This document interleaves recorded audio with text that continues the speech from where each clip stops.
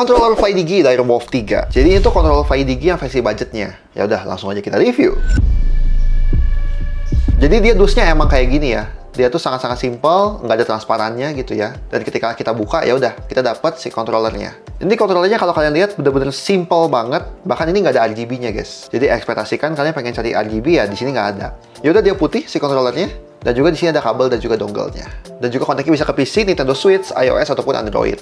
Oke, ini si controllernya ya, kayak yang tadi gue bilang, dia tuh sangat-sangat simple desainnya. Dan bagian depannya ada sedikit aksen glossy, kayak yang garis-garis ini.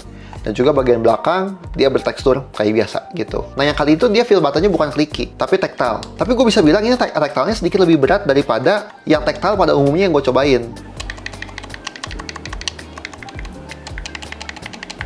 Dan kalau misalkan gue preferensi, gue lebih suka yang clicky yang biasa sebenarnya. Tapi gue nggak tahu pertimbangannya apa. Mungkin karena menghemat budget, gue nggak tahu gitu ya. Tapi itu bisa kalian ekspektasikan. Jadi ketika dipencet sebenarnya masih enak. Tapi menurut gue pribadi kurang dalam sedikit level distance-nya. Ya biar lebih satisfying aja sih ketika mencet. Soalnya kalau misalnya kita nge-repeat mencet gitu ya, gue lebih nyaman kalau misalkan level distance itu bisa lebih dalam.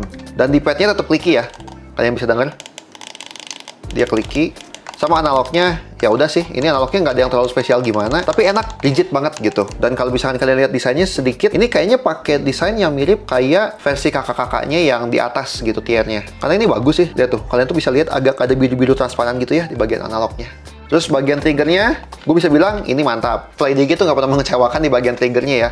Semuanya enak, mau dari sisi manapun, dia dipencet tetap konsisten, beratnya juga konsisten gitu ya. Ataupun trigger yang di belakangnya ini, empuk gitu dipencet. Di bagian belakang, ada tombol makro kayak biasa gitu ya. Dan ini penempatan makronya juga enak, mudah buat dipencet. Dan juga ini, switch untuk ganti ke dongle, Bluetooth, ataupun Nintendo Switch. Di mode dongle, buat latensinya bisa dapat sedikit di bawah 1 millisecond. Yang which is good banget. Dan polling rate juga udah sampai 1000 Hz. Dan buat Hall effect di analognya, kayak biasa kita bisa atur di softwarenya kayak versi kakak-kakak sebelumnya, yaitu kita bisa ganti square ataupun circle. Jadi ketika kita nyobain yang di square ini, dia emang dapat sekitar 7%-an gitu buat si Hall effect-nya. Itu bikin dia jadi nggak terlalu sensitif. Tapi kalau misalkan kita ganti ke circle, ya udah dia dapat 0% untuk Hall effect-nya. Ini buat kalian yang belum tahu soalnya. Gue harus selalu ngingetin, takutnya kalian salah setting dan kalian bingung gitu. Buat sensitivity dari si triggernya juga gue no issue ya. Ini ketika kita main game racing, dia bisa respon dengan baik. Kalian bisa lihat gue baru pencet sedikit aja tuh dia langsung respon, yang which is good gitu ya. Dan ini Nintendo Switch ya. Buat connect-nya tuh kita nggak usah pakai dongle-nya. Jadi ketika kita switch ininya ke yang Nintendo Switch, nah nggak lama dia akan langsung ke-detect si controllernya.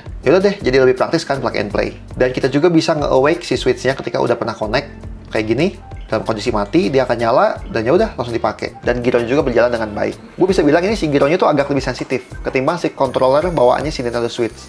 Jadi ekspektasinya sedikit penyesuaian ya.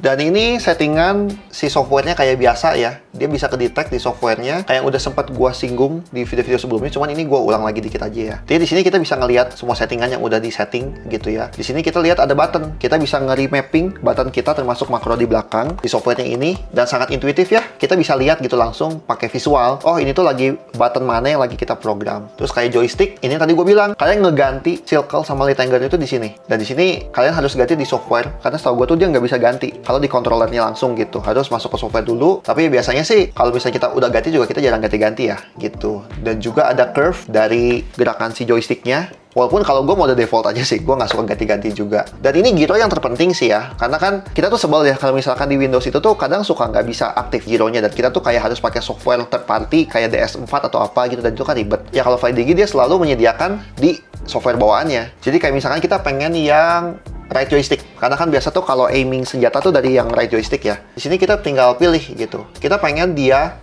ke-trigger ketika lagi di hold ataupun sekali pencet doang, dan pengen di trigger yang mana gitu. Ini misalkan pengen di trigger yang ini gitu. Nah, dia langsung ke program RT gitu kan. Nanti tinggal diatur sensitivity-nya, dan kayak yang kalian lihat di game ini gitu ya. Ini udah bisa langsung jalan. Jadi nggak harus di-custom lagi per gamenya lah. Jadi enak, praktis. Trigger juga, misalkan kalau misalkan kita nggak pengen dia terlalu sensitif gitu ya. Setelah dia gerak seperempat, dia baru respon, kita tinggal atur di softwarenya ini. Dan kalau ini lebih ke kekuatan vibrasinya. Karena dia di defaultnya di 50 ini cukup halus ya. Kalau misalkan gua ngerasain si vibrasinya. Dan di sini kayak biasa ada beberapa preset yang bisa kalian pilih gitu ya. Ataupun kalian edit sendiri. Kesimpulan, gimana buat controller ini? Gua rasa ini tuh controller yang akan dibeli. buat kita yang udah masuk ke ekosistemnya FlyDigi. Misalkan kita kemarin kan gue punya yang Wukong, punya yang apa, mungkin kan secara harga cukup tinggi gitu ya, dan kita pengen punya second atau third controller buat main bareng teman-teman gitu. Kalau misalkan nggak mau modal lagi sebesar itu, pilihlah ini. Ya salah satu kelebihannya adalah apa yang udah kita setting di software, apa yang kita udah kebiasa, ya akan ke-apply juga di sini gitu. Fleksibilitas itu tetap sama. Dan terutama ya untuk Giro sih sebenarnya. Beberapa kali ada kolom komentar yang nanya ke gue, "Bang, gimana cara aktifin Giro?" gitu. Dan gue ya udah nge-refer lu cari aja tutorialnya di YouTube. Soalnya emang udah ada yang bikin. Banyak yang bikin pakai software third party buat ngaktifin si Gironya di Windows. Tapi kan kalau di Nintendo Switch tadi kan emang dia langsung aktif gitu. Nah, kalau FlyDigi nggak usah. Dia langsung diatur di softwarenya, ya which is lebih fleksibel dan lebih mudah lah buat kita sebagai konsumen. Yaudah, link di bio, komen lagi menurut kalian gimana. Itu aja dari gue, semua. Nuhun.